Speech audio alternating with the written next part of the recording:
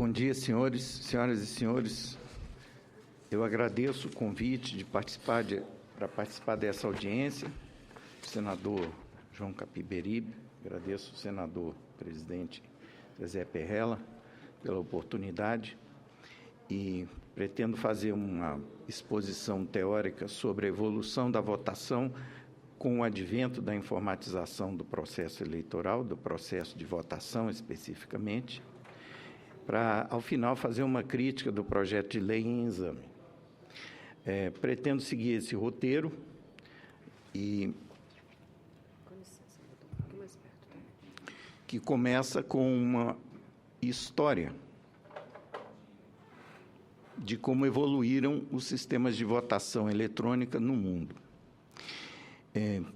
É muito difundido a versão de que o Brasil é pioneiro na adoção do primeiro modelo de votação eletrônica, chamado Direct Record Electronic, que não permite recontagem, cuja verificabilidade depende inteiramente da integridade do software usado para coletar votos na máquina de votar e no sistema de totalização, que somos boletins de urna eletrônicos, né? O país pioneiro na adoção desse modelo primitivo de votação eletrônica foi a Holanda, em seguida adotada pelo Brasil em 96, cuja lei eleitoral ainda exigiu o registro material do voto, razão pela qual, em 96, as urnas eletrônicas imprimiam um voto e coletavam numa urna de lona para seguir a lei. Só que, como havia a contagem eletrônica, com a totalização rápida, não foi usado o registro material para conferir a contagem eletrônica. Aquilo funcionou como um teste. Em 97 foi aprovada a lei que extingue o registro material do voto, a primeira lei eleitoral brasileira que trata da votação eletrônica, de 97. Mais adiante vamos ver um histórico de como evoluíram as leis de votação eletrônica. Mas o mundo não parou aí com esse experimento ou com essa introdução pioneira do primeiro modelo de votação eletrônica. Países onde a democracia foi reinventada na era moderna, como a França e os Estados Unidos, logo perceberam que o modelo original DRE, o primeiro que foi experimentado, que extinguiu o registro material do voto, tinha a conveniência ou a vantagem de extinguir as formas de fraude conhecidas até então, que eram fraudes de varejo e visíveis, porque manipulavam o registro material do voto ou as planilhas de soma dos votos impressos, né? Mas, por outro lado, ocultava as novas formas de fraude que a manipulação via software permitia. Essas mais insidiosas, porque agora possíveis por atacado e invisíveis, né? E o que se fica de lado quando se defende o modelo inicial, DRE, é fazer vista grossa à possibilidade da manipulação através do software, do resultado da votação, né? Bem, então, os países que se preocuparam com isso, os Estados Unidos, por exemplo, já em 2006, aprovaram legislação que dava preferência pelo segundo modelo de votação que surgiu a partir daí, que é o VVPT. E, por último, surgiu a terceira geração de modelos de votação, baseado num sistema de auditabilidade ponto a ponto, que permite o rastreamento do voto sem quebrar o sigilo da identidade do eleitor que registrou o voto, de ponta a ponta na cadeia de custódia do registro do voto. Bem, eu sou responsável pela introdução dessa nomenclatura que classifica os sistemas de votação baseados nos modelos de votação eletrônica, que seus dispositivos, correspondentes dispositivos de coleta, projetam, né? DRE, registro eletrônico puro, VVPT é o que permite uma trilha de recontagem por registro individual material do voto, e E2E é end-to-end auditability, auditabilidade ponto a ponto, né? Por que essa classificação? Porque esses modelos de urna surgiram na literatura científica, nessa ordem cronológica, para tentar resolver os problemas que eram considerados mais graves da geração anterior, do modelo anterior. O DRE entrou para resolver os problemas da fraude no voto em papel, mas introduziu a possibilidade da fraude por atacado invisível por manipulação do software. O VVPT entrou para eliminar a vulnerabilidade do modelo DRE, que concentrava toda a verificabilidade de lisura do voto na integridade do software.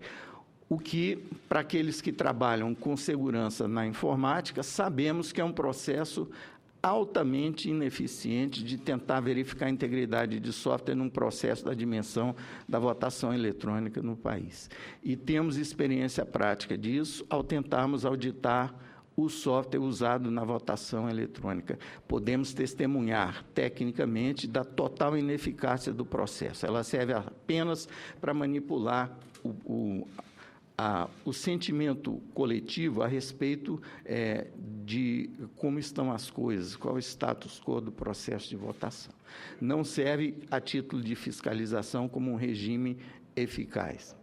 E, por isso, o resto do mundo, a partir do início, do meio da primeira década do século XXI, começou a introduzir os modelos VVPT. Mas o modelo VVPT, o TSE tem razão nisso, ele tem o problema de não conseguir distinguir quando há discrepância entre a contagem eletrônica imediata e a contagem para verificação manual, onde estaria o problema, o erro ou a manipulação indevida, se na contagem eletrônica ou na contagem virtual. Então, o sistema VVPT favorece a sabotagem por quem sabe que vai perder a eleição, ele pode agir da forma antiga de manipular registro material para provocar uma discrepância na contagem e assim lançar a dúvida, né? Qual seria a saída? Bem, eu vou tentar explicar como evoluíram, porque a terceira geração busca justamente resolver os problemas que o VVPT trouxe ao tentar resolver os problemas da primeira geração. Ok? Bem, aqui nós temos um desenho da cadeia de custódia do voto, desde isso aqui eu tirei da literatura que o doutor Amilcar Brunazzo produz lá no Fórum do Voto Seguro. Eu acho muito interessante porque resume muito bem o processo de votação. Desde o cadastro eleitoral, que estamos vendo ali nessa ponta da cadeia de custódia do voto, onde o mesário verifica a identidade do eleitor para permitir ele se dirigir à urna e registrar o voto. O problema da urna DRE é que ele interrompe a cadeia de verificabilidade do registro do voto, da integridade do voto, no momento em que o voto está sendo coletado e somado dentro da urna, porque ninguém sabe como o voto está sendo somado dentro da urna. No final da eleição, ele produz um boletim de urna, uma planilha eletrônica com os totais por candidato, por cargo em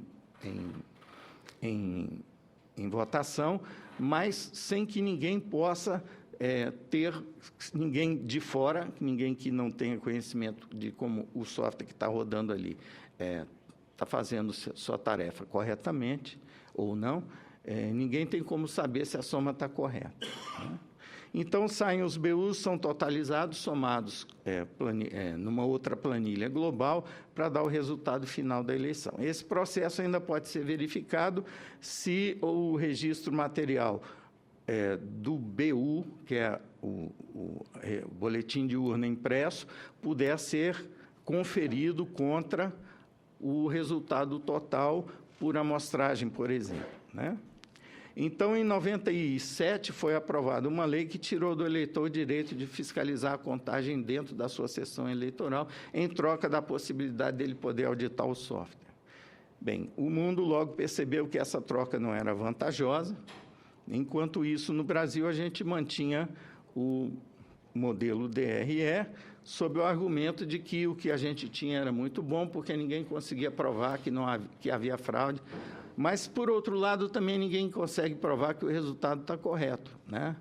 A segurança do processo eleitoral é baseada puramente na confiança na autoridade que executa o processo.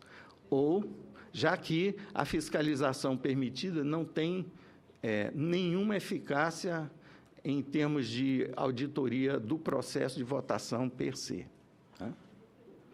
E já escrevi mais de 70 artigos, mais de 40 entrevistas, desde o centro acadêmico da Faculdade da Esquina até o Los Angeles Times, explicando por que essa ineficácia.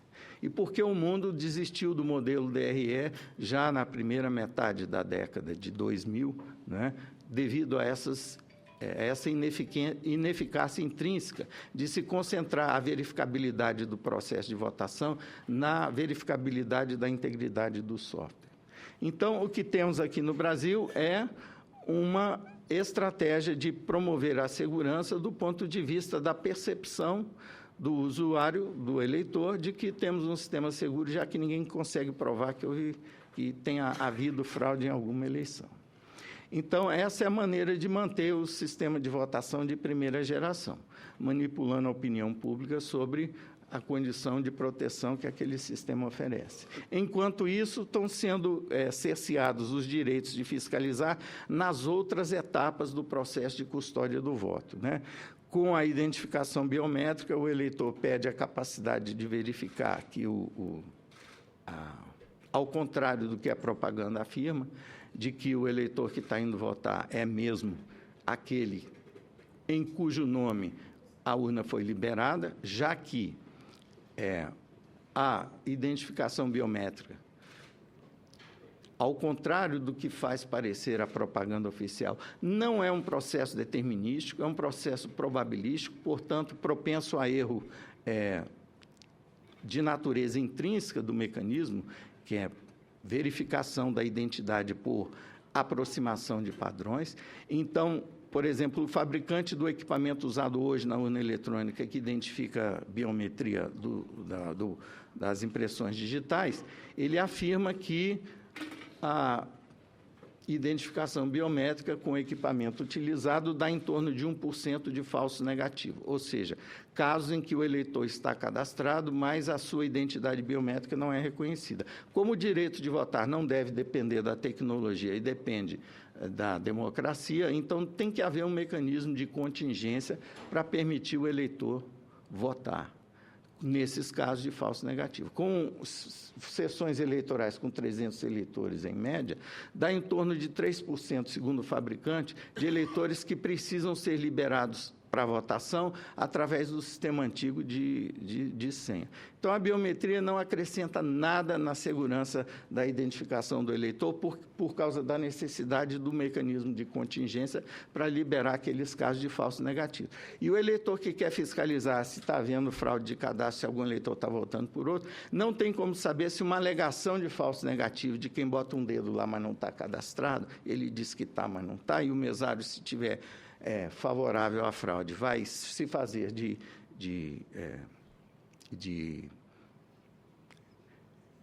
ele vai levar a palavra do pretenso eleitor ao pé da letra, libera a urna para votar com a senha, como era antigamente, antes da biometria. Então, na primeira eleição, onde foi divulgada a estatística do uso da biometria, ao invés de 1% de falso negativo, houve 7% de uso da senha para liberar a votação, 7 vezes acima do que foi previsto pelo vendedor da identificação biométrica. Também com a negação dos juízes eleitorais, em alguns casos, e dos mesários em outros, de fornecer boletim de urna impresso, os partidos estão sendo cerceados do direito de fiscalizar a totalização a partir de uma resolução do TSE de 2006, que restringe a impressão de votos aos primeiros que chegarem, ou um tal de comitê interpartidário, que depois foi corrigido, mas ainda tem iniciativa de tribunais regionais e de juízes eleitorais de zonas específicas que negam o direito de um partido que queira ter uma versão impressa do boletim de urna, no momento em que encerra a votação, é receber isso do mesário, assinada pelo mesário.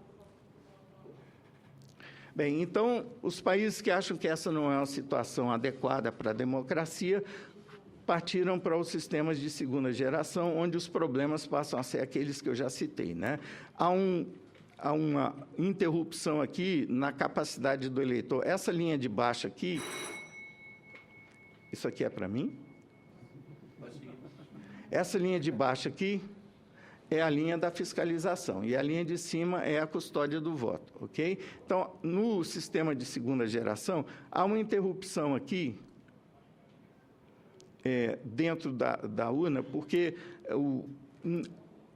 o registro material do voto, que permite a recontagem nesse processo aqui, na segunda geração, não há como a contagem manual do voto impresso indicar onde estaria a discrepância, se na votação eletrônica ou se na própria manipulação do registro do voto.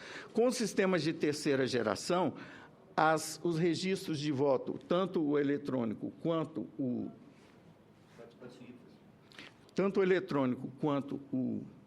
registro material, eles são entrelaçados para que, quando surge uma discrepância, o mecanismo aponte onde houve o desvio ou onde houve a manipulação indevida, se na contagem eletrônica ou na contagem manual.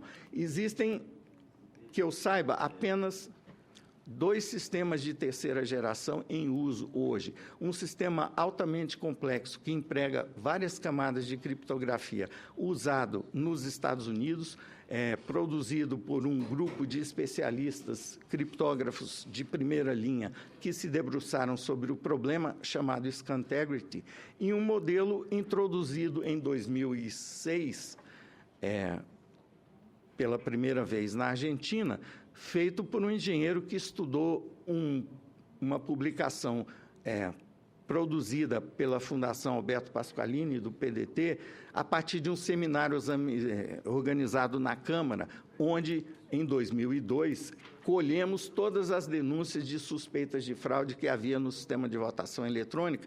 Esse engenheiro da Argentina passou 3 anos estudando essa publicação, que não ganhou. O papel foi apenas para a internet, porque disseram para o Brizola na época que seria bom ele não publicar aquilo, porque o partido dele poderia sofrer retaliação, botamos na internet. 10 anos depois, descobrimos que o engenheiro na Argentina estudou todas aquelas denúncias e procurou fazer um sistema de votação usando um chip de RFD embutido dentro da cédula que recebe a impressão do voto, que é isso aqui. Se vocês olharem, tem um RFD dentro da cédula que permite a contagem automática do voto eletrônico e o registro material no mesmo registro, na mesma cédula. Quem quiser dar uma olhada nisso aqui, depois a gente circula, né? Então, esses são os sistemas de terceira geração. Enquanto isso, a gente tem que entender o que está acontecendo na discussão no Brasil, porque a população, 96% confiam no sistema de votação que temos, mas 15% não confiam nos políticos que esse sistema elege. Fica perdido aí um elo de ligação entre os 2 números, que é o fato de que o sistema de votação que temos é regido por leis que os políticos que são eleitos por esse sistema aprovam. Então, a minha hipótese de como se dá essa discussão sobre se evolui ou não o sistema de votação, se o que temos é adequado ou não, ele segue uma lógica de como o processo de modernização eleitoral se insere no processo político da democracia em questão. Eu vejo 3 caminhos para a informatização do voto. Um, em que a tecnologia eleitoral é manipulada como fim em si mesmo. Um em que a tecnologia eleitoral é um meio para um fim, controlar o risco de fraude, por exemplo, e um em que a tecnologia eleitoral se torna cavalo de batalha para a disputa de espaço de poder entre os 3 regimes, entre os 3 braços, ou os 3 poderes do regime republicano, ok? E acredito, pela discussão de como evoluíram as leis no Brasil, que pretendiam avançar o nosso sistema de votação para a segunda geração, mas não conseguimos chegar na terceira, porque sequer conseguimos passar para a segunda. As leis que são aprovadas para nos colocar com o sistema de segunda geração são revogadas por uma legislação seguinte, e isso vem se alternando desde 65, a última com essa ação direta de inconstitucionalidade que o senador Zezé Perrella leu aqui na introdução da nossa apresentação. Então, essa é o histórico de como foram modificadas as leis no nosso processo eleitoral para ficarmos voltando para um sistema de primeira geração. Ok? Aqui, alguma literatura sobre o que eu afirmei a respeito da evolução do processo de votação em outros...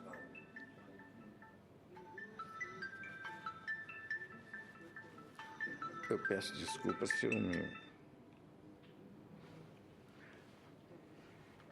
Como eu disse, a partir de 2005 já havia uma recomendação para se partir para os sistemas de segunda geração nos Estados Unidos.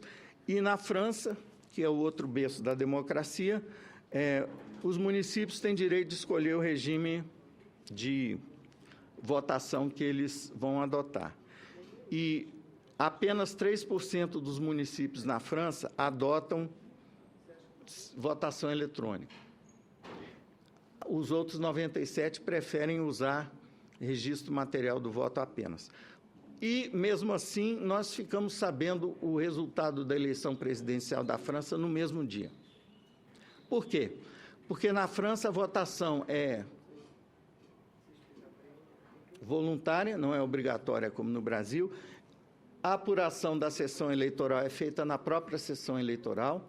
Vai um boletim de urna eletrônico para apuração instantânea e vai um registro material do boletim de urna para lastrear a votação eletrônica e, para caso de votação apertada, poder haver um mecanismo de recontagem a nível de totalização.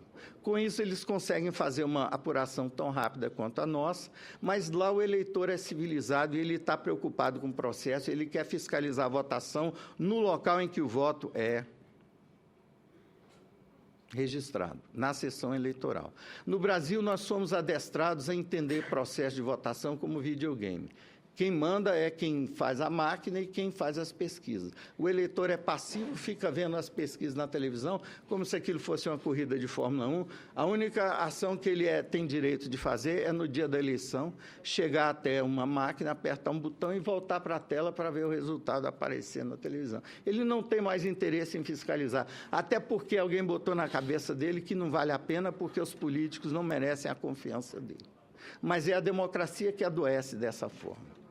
Bem, a propaganda vem desde 97, começou comparando o computador com algo que torna o céu e não o inferno, e agora a gente tem aquela foto ali da segurança por obscurantismo como parte de um vídeo de propaganda institucional de que o sistema que nós temos, o mesmo modelo desde 97, é o melhor que a gente pode querer ter. Mas talvez isso não seja uma situação adequada. Por quê? Porque isso concentra muito poder no operador eleitoral. Vivemos uma espécie de, imagino eu, uma espécie de ressaca da República Velha. Na República Velha, o processo de votação, o processo eleitoral, era concentrado, o poder de executá-lo, de regulá-lo e de julgar o resultado no poder legislativo. Com a Revolução de 30, houve um movimento pendular, retirou-se todo esse poder do legislativo e colocou-se no judiciário. Mas isso continua sendo um problema, porque o Brasil é o único país do mundo onde o órgão que julga o resultado do processo eleitoral é o mesmo que executa.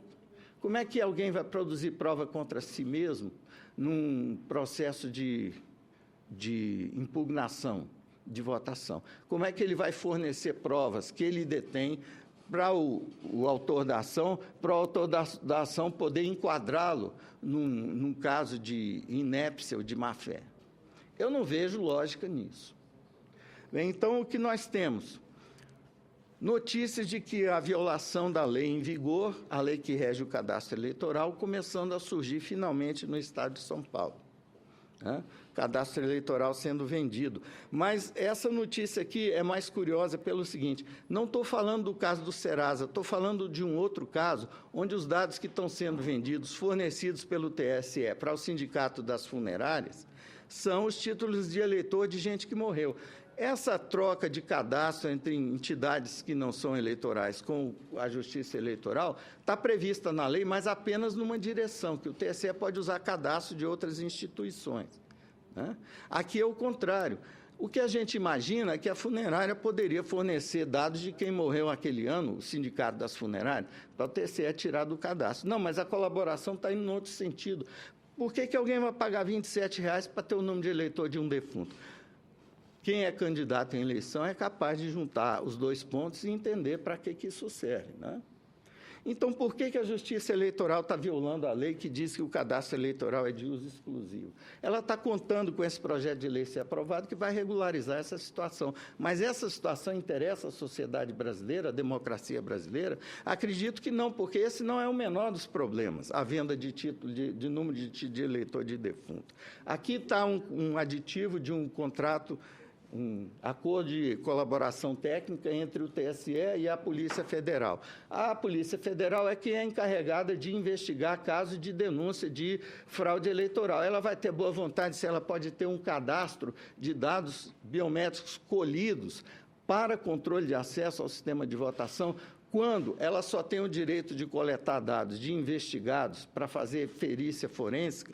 O problema do uso da biometria é que ele tem duas utilidades totalmente distintas diante do ordenamento jurídico num Estado de Direito. Um é o uso para controle de acesso, como se tem atualmente no processo de votação brasileiro, né?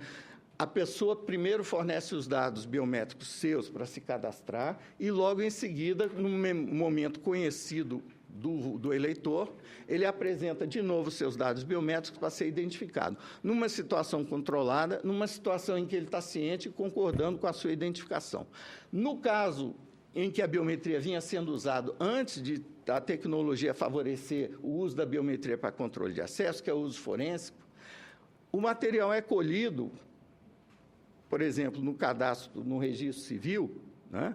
E depois, na identificação, ele é colhido em situações fora de controle de quem vai colher e de quem vai ser identificado. Por exemplo, impressão digital deixada numa porta, no caso de um arrombamento, por exemplo, né? Então, para o uso forense, vale os direitos de defesa. E com esse compartilhamento de dados de controle de acesso para uso forense, é atropelado o princípio constitucional de que um acusado não pode ser obrigado a produzir prova contra si mesmo.